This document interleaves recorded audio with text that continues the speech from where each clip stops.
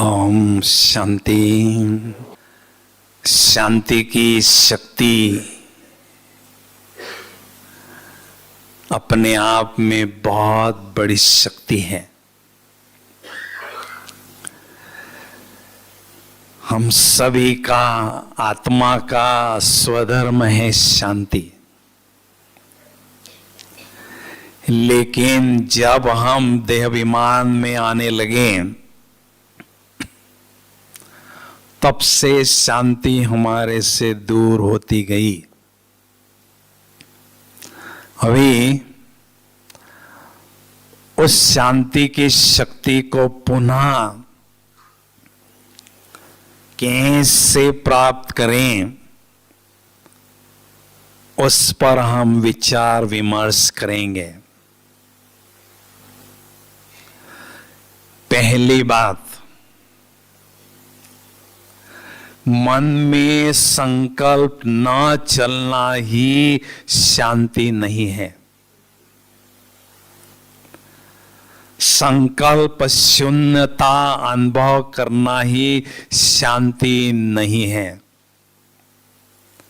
लेकिन जो हम संकल्प चाहे वो मन में उत्पन्न करें, क्रिएट करें, इसको कहते हैं शांति। मन पर पूर्णतया नियंत्रण होना, पूर्णतया संयम होना, इसको कहते हैं शांति की शक्ति अनुभव करना। प्रायः हम देखते हैं हमारे मन में भूतकाल के प्रति बहुत संकल्प चलते हैं।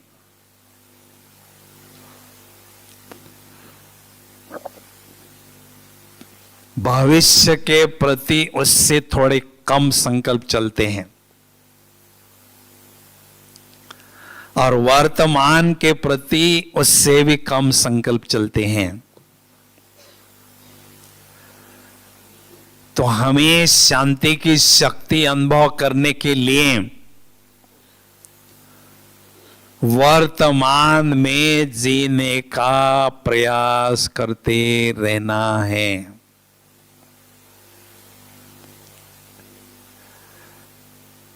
क्योंकि पास्ट है कैंसल्ड चेक, फ्यूचर है प्रोमिसरी चेक और वर्तमान है कैश इन हैंड।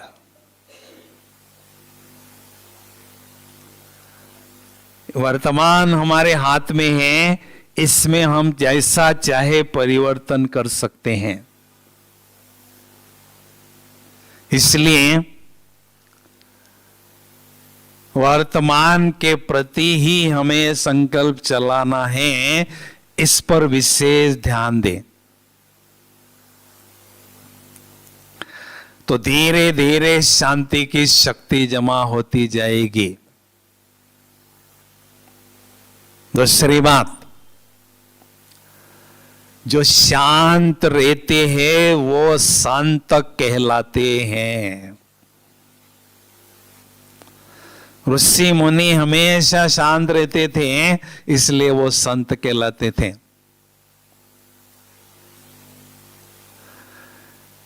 कोई भी परिस्थिति आए, कैसे भी कठिनाई आए, हमें शांति से उसको निपटाना है। आवेग में नहीं आना है,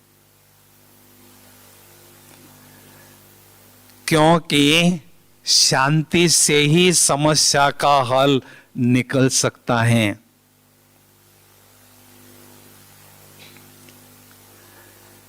इसलिए हर परिस्थिति में हमें शांत बनकर शांत रहना है।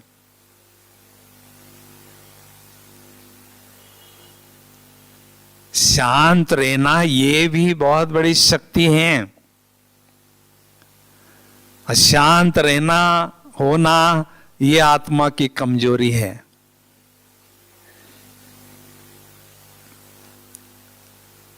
तीसरी बात, जो होशियार होते हैं,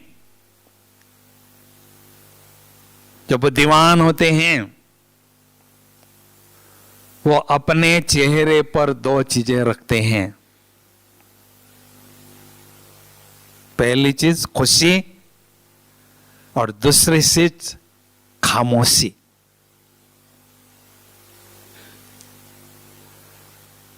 खुशी से हमें हर समस्या को समाधान करना है, कठिनाई को पार करना है।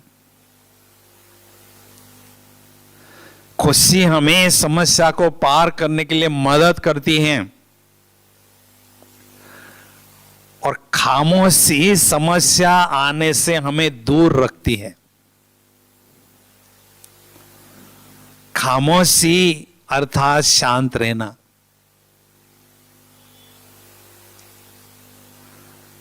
ब्रह्मा बाबा के सामने कई बातें आई, कई समस्याएं आई,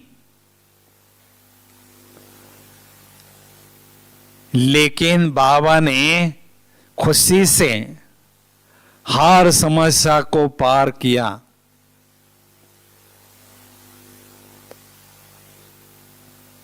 चौथी बात,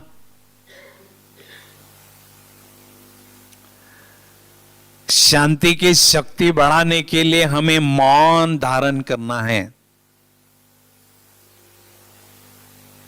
मुख का मौन,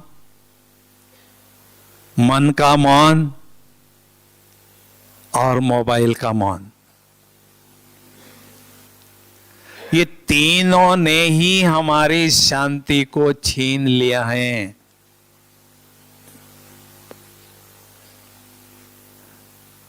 मौन रखना अर्थात आवश्यक बातें ही बोलना।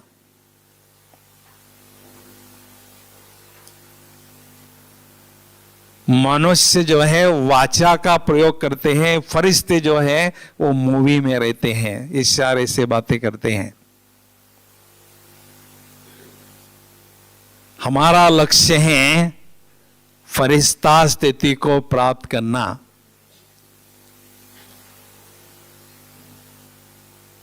इसलिए मौन व्रत को धारण करना सीखें। बीच बीच में 1 घंटे का मौका मिलता है, 2 घंटे का मौन हमें रखना है। कई चाहते सारा दिन मैं मौन रखूं और वो मौन रखा नहीं जाता है, इसलिए उसको छोड़ देते हैं, हल्के में लेते हैं। सारे दिन का मौन हम नहीं रख सकते, कोई बात नहीं, लेकिन बीच बीच में 1 घंटा 2 घंटा का 4 घंटे का हमें मौन जरूर रखना है। प्रातः काल में 4 से लेकर 8 बजे तक हमें कोई काम नहीं होता है। बाबा की पालना हमें मिलती है, उस समय हम बहुत अच्छी तरह से मौन रखना चाहे तो रख सकते हैं, शांति की शक्ति को जमा कर सकते हैं।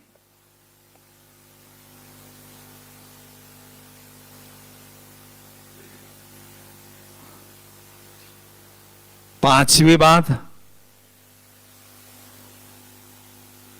कम बोलो धीरे बोलो, इस श्रेष्ठ धारणा को जीवन में अपनाते जाना है।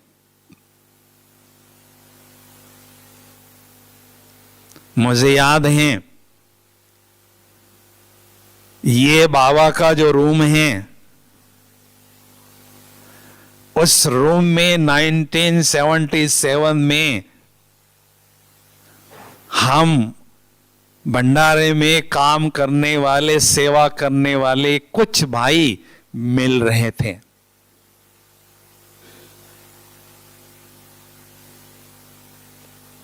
ट्रांसलाइट जो बाबा का है, उसके बाजू में जो गद्दी है, उस गद्दी पर बाप दादा आए थे और हम सामने बैठे थे।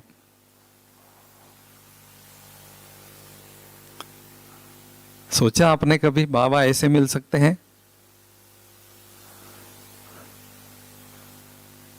मैं स्वयं इस रूम में बाबा से 3 बार डायरेक्ट मिला। तो जब हम मधुबन निवासी थोड़े भाई बाबा के सामने बैठे थे, बाबा ने हमें दृष्टि दिया और बाबा ने कहा, आज बाबा बच्चों को सूक्ष्म टोली खिलाना चाहते हैं। तो मैंने मन में सोचा, कौन सी सूक्ष्म टोली बाबा खिलाएंगे? टोली खाने से तो शक्ति मिलती है, एनर्जी मिलती है। तो बाबा ने कहा, कम बोलो, धीरे बोलो कि सूक्ष्म टोली बाबा आज खिला रहे हैं।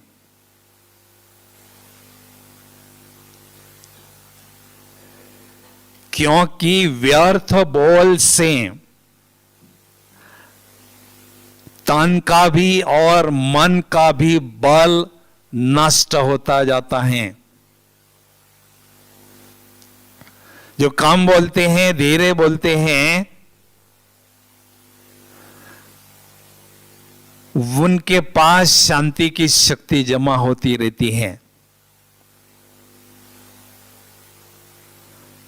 हम सभी ब्राह्मण पीस मेकर हैं, शांति स्थापन करने वाले हैं। अगर हम व्यर्थ बोलते हैं तो इस वायुमंडल में हम कुछ ऐड करते हैं, ध्वनि का पोल्यूशन करते हैं और पीस मेकर के बजाय पीस ब्रेकर बनते हैं।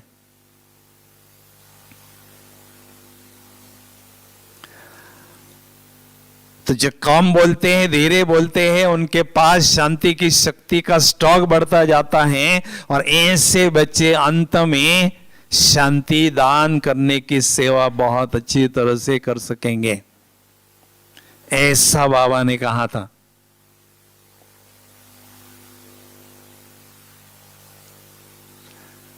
इसलिए कहावत भी है, एक चुप में 100 सुख। अंतर्मुखी सदा सुखी। जो अंतर्मुखी रहते हैं वो अंतर ध्यान में मगन रहते हैं, अंतर जगत में खोए रहते हैं और आनंद लेते रहते हैं।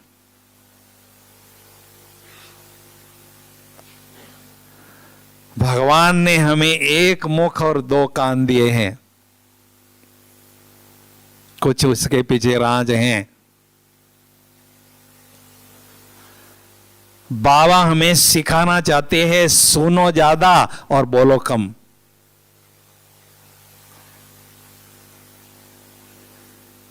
लेकिन हमारी सुनने की शक्ति दिन प्रतिदिन घटती जा रही है।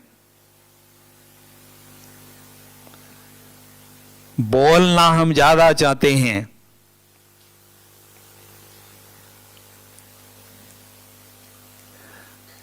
जो बहुत रॉयल आत्माएं होती हैं वो बहुत कम बोलते हैं, वो रॉयल्टी कहलाती हैं।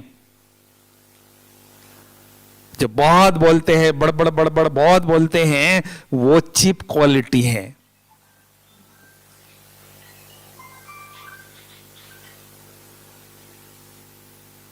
हमारे बोल महावाक्य कहलाएं। इसलिए हमें इस धारणा पर विशेष ध्यान देना है।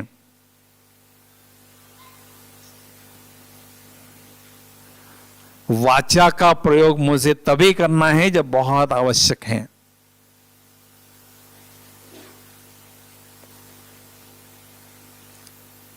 अभी इस शांति की शक्ति को बढ़ाने के लिए हमें 5 बातों पर अभ्यास करते रहना है। अगर इन 5 बातों पर अभ्यास करते रहेंगे तो शांति की शक्ति हमारे पास बिल्कुल बढ़ती जाएगी। पहली बात, अमृत वेले या नुमा शाम के समय उठकर बहुत गहराई की आत्म अनुभूति को बढ़ाते चलें, क्योंकि आत्मा का स्वधर्म शांत स्वरूप है। शांति सबको प्रिय है।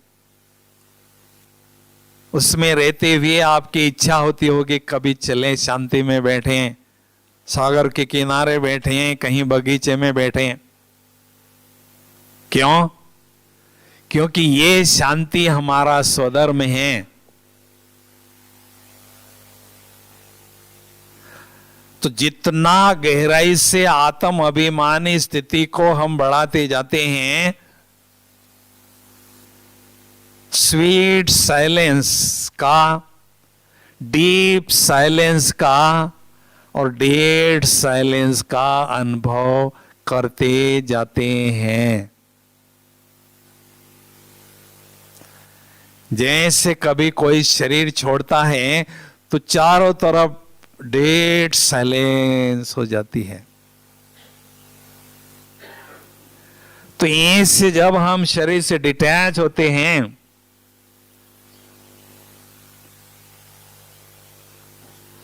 तो बहुत अच्छी तरह से शांति की अनुभूति हम करते हैं। शांति के वाइब्रेशन ऑटोमेटिक चारों तरफ फैलते जाते हैं।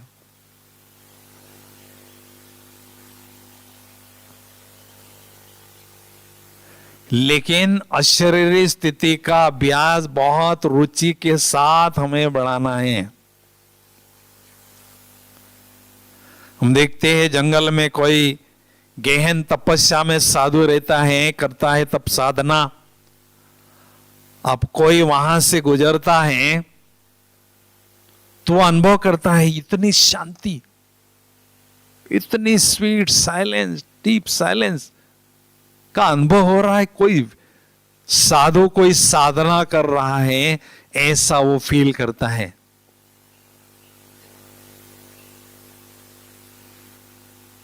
इसलिए हमें जब भी समय मिलता है निराकारी स्थिति का अनुभव हमें करते जाना है। हम देखते हैं डायमंड हॉल की स्टेज पर जब बाबा आते हैं और 25,000 की सभा को दृष्टि देते हैं तो ऐसा लगता है शांति का सागर इस सभा में उमड़ पड़ा है, क्योंकि बाबा बिल्कुल नेचुरल निराकारी स्थिति में स्थित होते ही है। वो हमें अनुभव होता है। तो ऐसे हमें भी अनुभव अशरीरी स्थिति का बढ़ाते जाना है। दूसरी बात, जितना हो सके हमें शांति धाम में बुद्धि के द्वारा स्थित रहना है। उस घर में बार बार जाना है। उस घर में जितना लंबा समय हो सके स्थित रहें बुद्धि के द्वारा।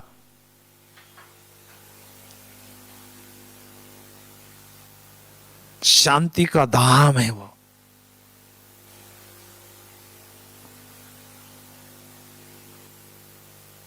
तो जितना समय हम वहां रहते हैं शांति धाम की गहन शांति की अनुभूति हम अनुभव करते हैं, आत्मा में वो शांति की शक्ति भरने लगती है।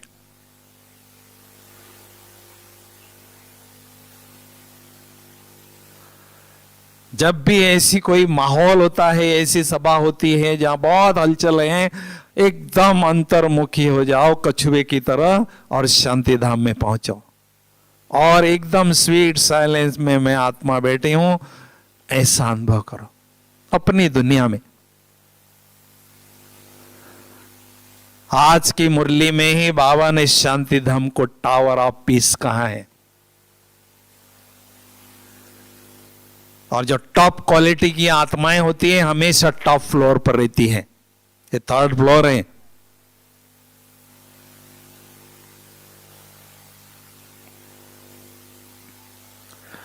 और वैसे भी हम सभी रिटर्न जर्नी पर हैं। हमारा मूल वतन वही है शांति धाम, तो शांति धाम की खींच हमें अनुभव हो।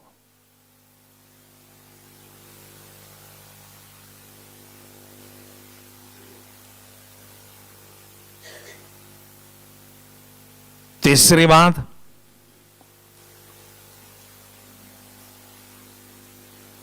शांति की शक्ति को बढ़ाने के लिए शांति धाम में शांति सागर बाबा जो हैं, सागर के कंठे पर हमें बैठना है। जितना हो सके सागर के कंठे पर हमें बैठना है और शांति की लहरों में लहराते जाना है और उसका आनंद लेते जाना है। आप सभी अनुभवी हैं।